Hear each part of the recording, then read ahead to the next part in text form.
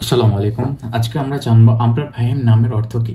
তো আমরা প্রথমে যেভাবে লিখবো আমি সেটা আপনাকে লিখে দেখাই দিচ্ছি।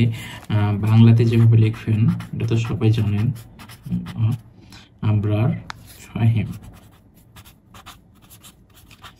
এবং এই আরবিতে যেভাবে লিখবেন আমি একটু লিখে দেখে দিচ্ছি। এটা হামজা, এটা বা, এটা র, এটা হামজা আবার আলিফ, আমরার ফাহিম, ফা হা ইয়া মিম, ফাহিম, আমরার ফাহিম।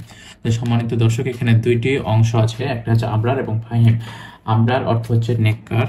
আমি আলাদা আলাদা লিখে দিচ্ছি, আচ্ছা বাংলায় লিখি। আমরার, আমরার অর্থ নেককার।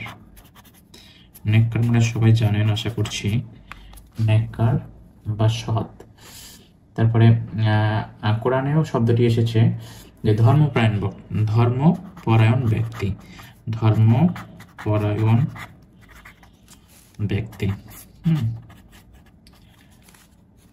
এবং ফাহিম শব্দের অর্থ,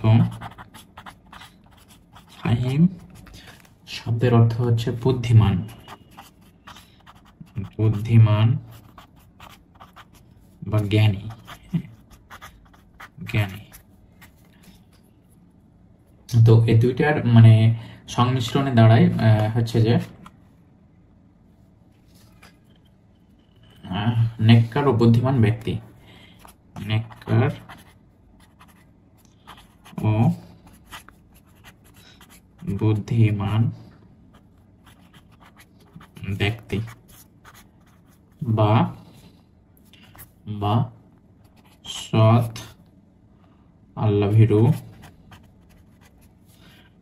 আল্লাহ ভীরু, আল্লাহ ভীরু ও জ্ঞানী মানুষ, জ্ঞানী মানুষ, জ্ঞানী মানুষ।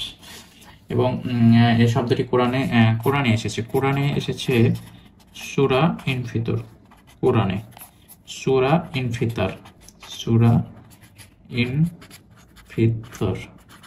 তো এটা সূরা ইনফিতরের 13 নম্বর কোরআন আয়াতটা হচ্ছে ইন্নাল আবরারা লাফি নাঈম। আমি লিখে দিচ্ছি তাও, ইন্নাল আবরারা লাফি নাঈম। নিশ্চয় নেককার ব্যক্তিগণ থাকবেন নিয়ামতের মধ্যে। তো সবাইকে ধন্যবাদ।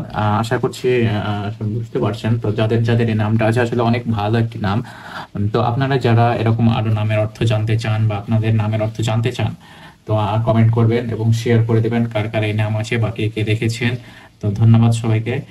আসসালামু আলাইকুম।